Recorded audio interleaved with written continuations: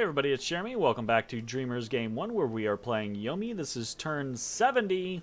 Jumping into things. Okay, so right off the bat, we have empowered Kurofumi successfully in blood. I'm not going to put it up on the thing because we did that last turn. But we are going to go to Kurofumi and we're going to check. All right, no horror mark. That was the big deal. Do we get horror marked when we fucking empower him? We didn't, which is good because we don't really need to empower him anymore. Blood 3 is really all that we need. We can empower other we can empower some vampire lords if we need to, which whatever, that's fine, right? But Kurofumi we don't need to because we can just give him boosting gear to do whatever we need to do with, and that's good. That means we don't lose his cross paths. Which is pretty important. So, we got that going on. Very excited about that. We did a bit of ritual casting, Ghost General, a bunch of Corpse Man construction, Lichcraft. We did a Voice of Absu, found nothing. Auspex found nothing. Augury found nothing. Unfortunate. We did get assassinated in a... I feel like this always happens to me. So we had a scout here, and Helheim responded to that Sultan from last turn with a mind hunt. So that is interesting because that does mean that Helheim has mind hunt, which means that vampire that we talked about last turn should have some MR gear, right? So very interesting. Very sad for our scout. But anyways, we attacked we did not attack Lanka, we attacked Hinam. But Hinam apparently moved out of Eagle Reach Mountains and Lanka moved into Eagle Reach Mountains. This is annoying, by the way. I hate this kind of behavior. I hate it. And this is not an attack on the player or anything like that. This is an attack on those who have this play style in the community. And some people, I get the concept. I do understand. Oh, it's a war game, right? Yeah, but it's a war game that we all play. So when you start taking actions like, oh, well, yeah, I know it was the territory of the person you're fighting, and I'm not fighting them, but I'll just nibble at the edge of their territory while you're doing all the work. And so like, oof. Vulturing is one thing, right? Like, if I attack Ermor and Relay's like, oh shit, he's gonna take all of Ermor's land. And starts, if they weren't at war, right? But not at war. I attack Relay, or I attack Ermor. Ermor and Relay aren't at war. Relay goes, oh shit, let me take your coast, Ermor, right? Like, starts vulturing, okay? That is annoying, but that is fine. It's sensical, right? Like, it's a sensical response to one nation eating another nation. You don't want to get outpaced, so you take a couple of little things. What I find super annoying and nonsensical is two nations at war raiding each other, and then another nation does not declare war on that nation. Or I guess Lanka technically was at war once upon a time with Hinam, but they haven't been for quite some time. But it's the idea of like, every time I do not have a flag on one of these provinces, every time Lanka throws something at it. Because he's trying to, it's a scenario of, and it's the player type. Like, certain players do this, where it's like, oh, well, it's not your land anymore. I'm not attacking you. I'm not breaking any of our treaties or any of our negotiations. I'm attacking this other player. Yeah, except I'm going to go for that land. I am at war with that person. You are trying to steal that land out from under me. And that's fine, right? There is nothing in one, there aren't a lot of rules to Dominion's multiplayer games, so there's nothing in the rules that say that you can't do that. And it makes perfect sense from a strategic war game standpoint.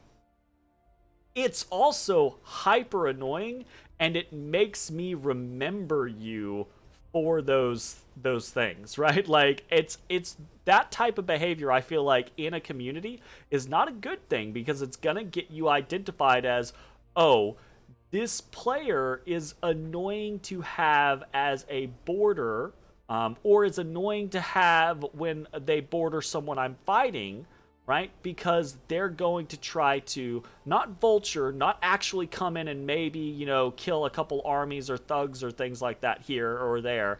They're just going to ping provinces here or there and try to steal them out from under me, which is super annoying. Anyway, now that I have belly ached about that for 20 minutes. So that's what happens in Eagle Reach.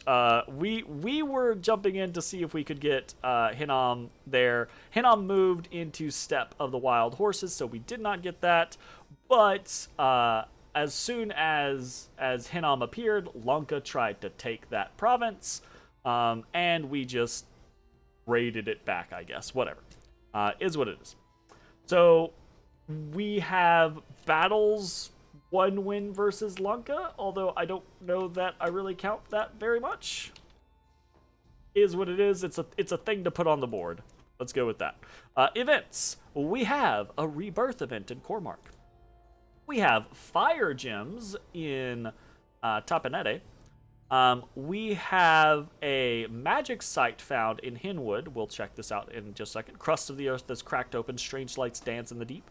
Very neat. And then we have a handful of gems found in a small stream, also in Hinwood, so +6 water gems there.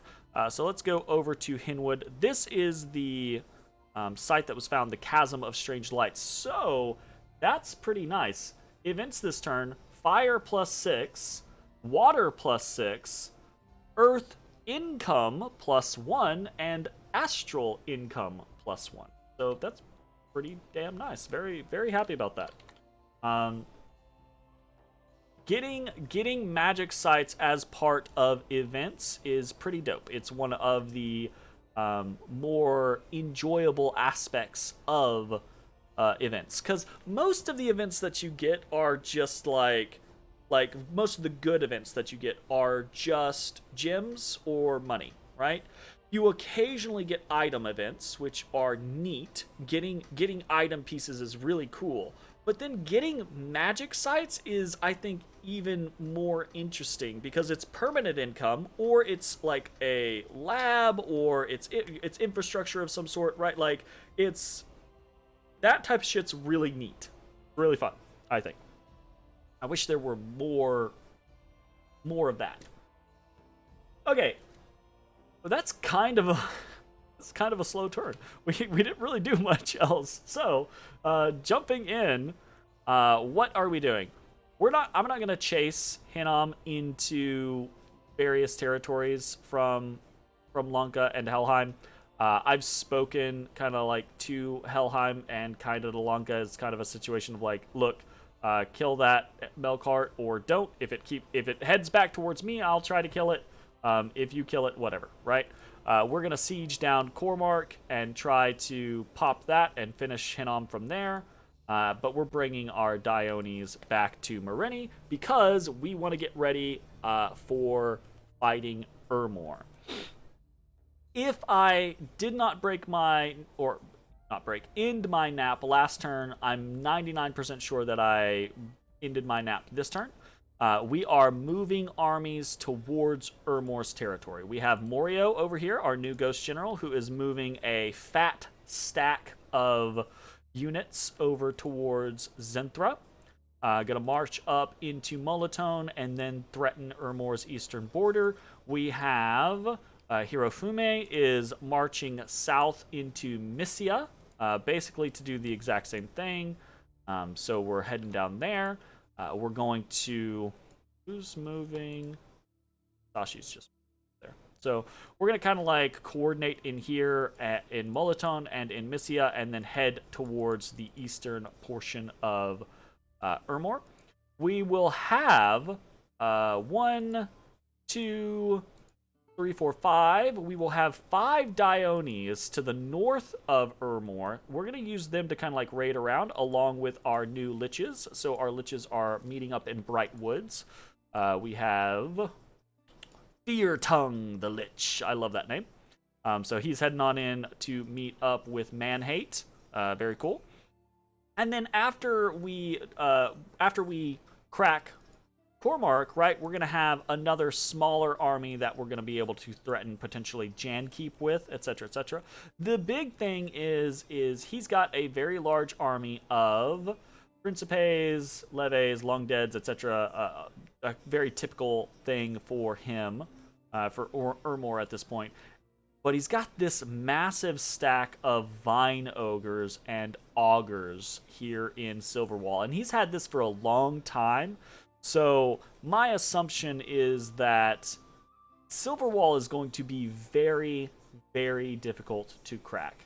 I'm thinking of a couple of ways that we can try to do it, but I'm not sure that this goes well for us for a while. So we'll see how it goes. I think I have some ideas, but for now, we're just moving things into position and going from there. Everything else that we're doing is again just moving people around to either get into Hinnom territory and set it up, get it established, or just moving Ko-Oni or Oni back and forth, etc., etc. That is that. What are we doing for recruitment? Boom, recruitment. 1 Demon General, 1 Lizard Shaman, and 2 Oni Shugo. So we do not have a Dione this turn, even though this should be a Dione turn. And that is because I say that is because I don't really know.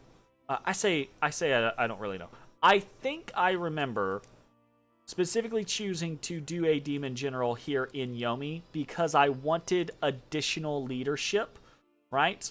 Again, leadership has been an issue. That's why we've been summoning the Ghost Generals. But even with the 2 Ghost Generals that we summoned in, we still don't have quite enough leadership to move all of the units that I want to move and keep doing things like patrolling our capital or entering Missia as a site or etc., etc., right? So I felt the need to hire another freaking general to be able to do that. I really wish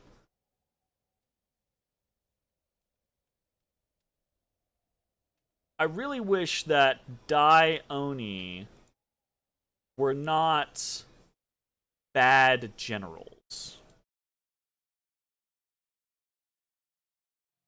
Like, just one more tick up in leadership. Just having them be basic generals would mean that, well, I guess it would mean that there's no purpose for demon generals. I don't know. It's just really annoying to have to go through the process of getting other generals rather than using your Dione. But it is what it is. We gotta do what we gotta do. Because otherwise our Ko-Oni are just absolutely abysmal as far as morale goes.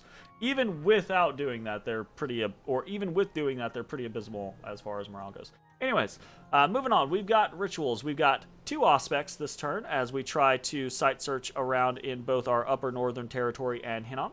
We've got 1 Voice of Apsu, 1 Dark Knowledge, again for the Hinnomese territory. We've got 1 more Lichcraft, 1 more Ghost General, and 9 Corpse Constructions. So got that going on.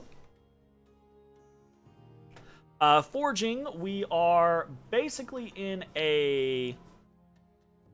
We're trying to have 4 gear sets at any given time, so we're going to try to fill those out, and then we have a couple of other things that we're doing. So we are doing 1 Lightless Lantern, 1 Owl Quill, 1 Armor of Knights, 1 Amulet of Anti-Magic, 1 Boots of the Messenger, 1 Horn of Valor, 1 Flask of Holy Water, that is, I typoed there, and 1 Bloodstone. So let's talk about what that looks like and why The Lightless Lantern, Owl Quill, that's easy peasy stuff. The Amulet of Anti-Magic and the Boots of the Messenger are filling out these gear sets. That's also easy stuff.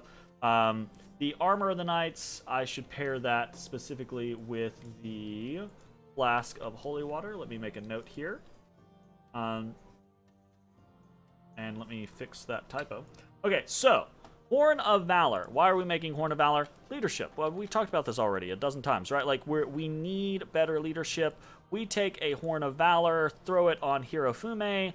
Hirofume has a +2 for 3 squads, right? Rather than a +1. He already has Inspirational -1 because of the Crown of Bones, so he's sitting back at his normal +1, which means that all of these, which would normally... goodness gracious. They're all undisciplined, so that's why they have -1 rather than neutral right now. We throw a Horn of Valor on him, and they are suddenly neutral. Neutral is better, right? Like, neutral means 10 to 11, means 15 to 16, I think, and means 16 to 17. Yeah. So, it's a step in the right direction. Now, fortunately, I don't think we have a Ziz here. That's one thing. A Ziz isn't a Ziz death, or is it just air?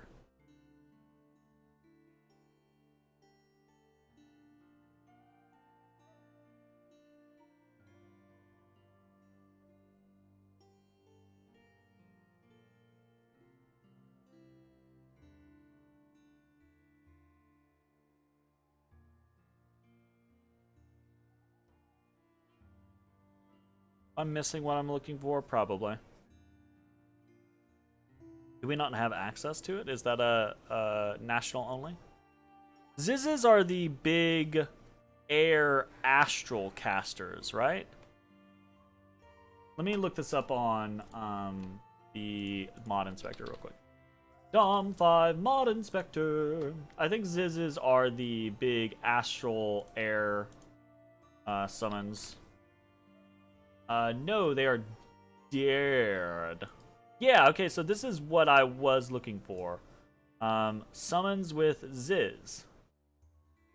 Enchantment 6. Oh, I just looked in the wrong place. Enchantment 6. Yeah, okay. So, yeah, this is a... Does this have a... can you give this...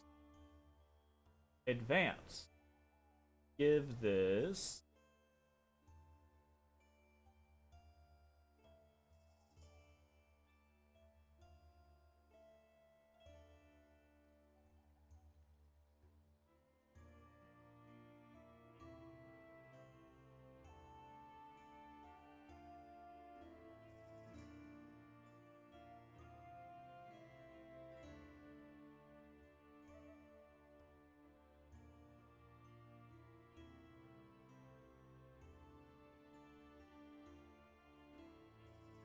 I was gonna say, can you give this, like, if you, Gift of Reason it, does it get magic paths? But it doesn't. So, this is irrelevant. The point that I was trying to go for here is, with the Ziz, seeing the Ziz there, that's air death, right? Which means Ermor probably is gonna have access to Wailing Winds. So...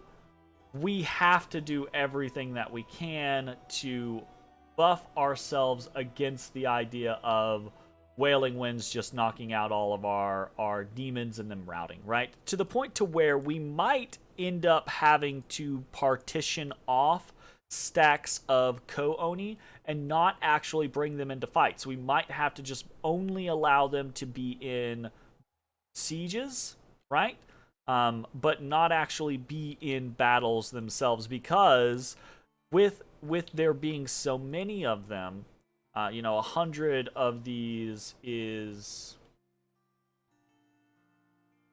900 HP, 900 HP routing because of a Wailing Winds, which these guys would absolutely rout because of a Wailing Winds, is basically going to route the entire battlefield, right? So we've got to be very careful about that. So we're going to try to do what we can as far as gear goes, but we might just have to split off our Ko-Onis and leave them behind, which is unfortunate because we don't have big enough armies of Aka-Onis, I think, to really handle that type of thing. So that is a concern.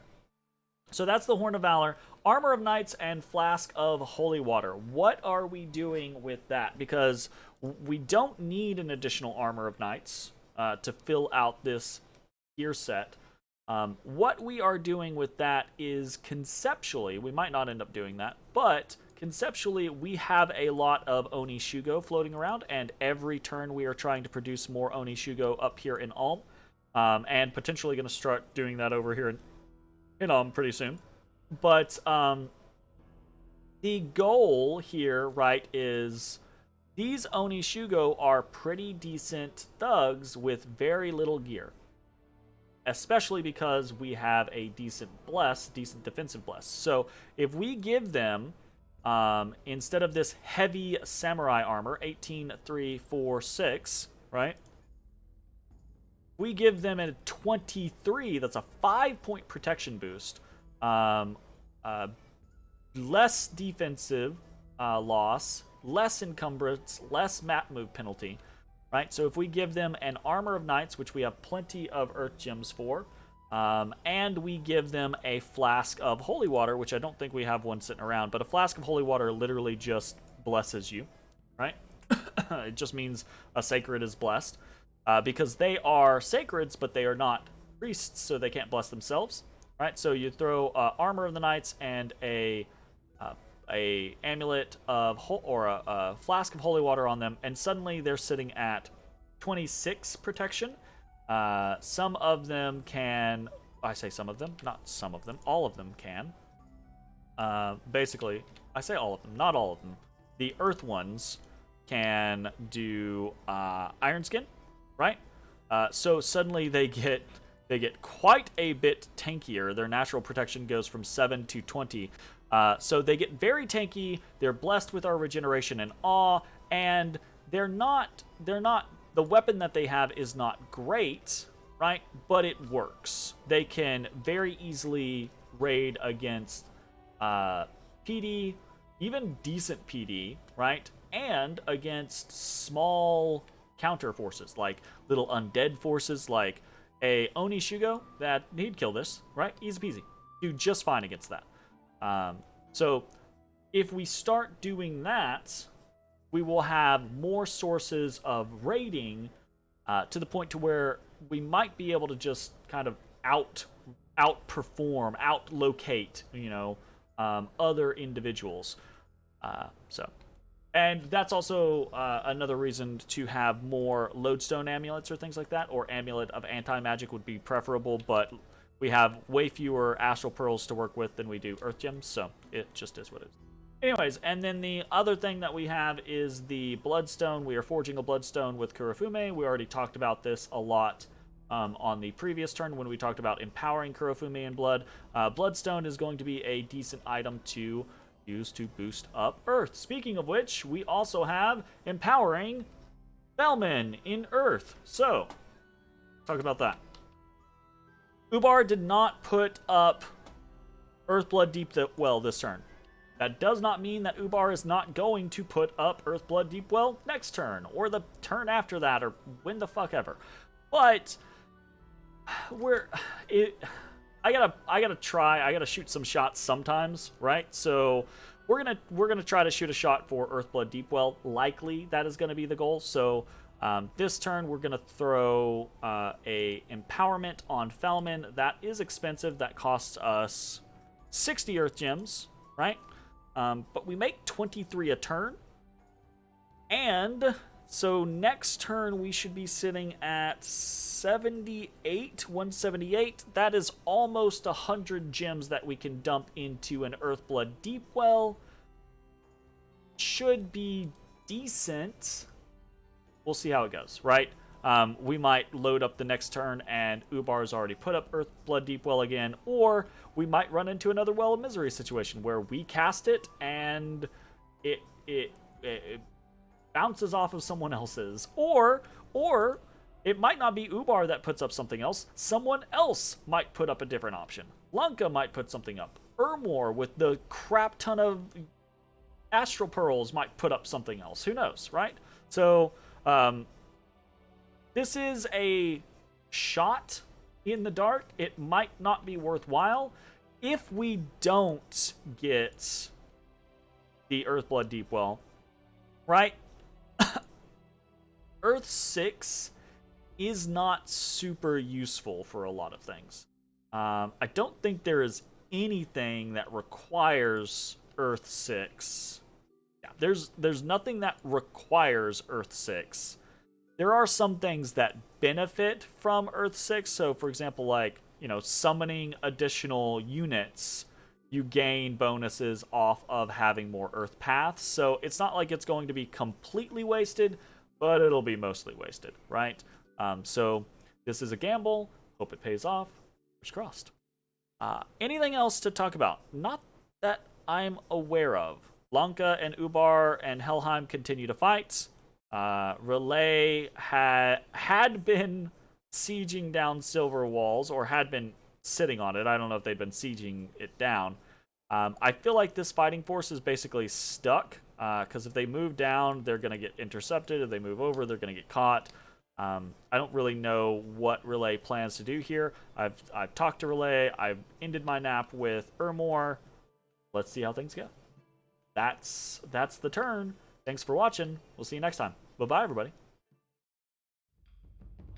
Hey everybody, thanks for watching. If you enjoyed the video, consider leaving a like, commenting, or subscribing. It really helps me out.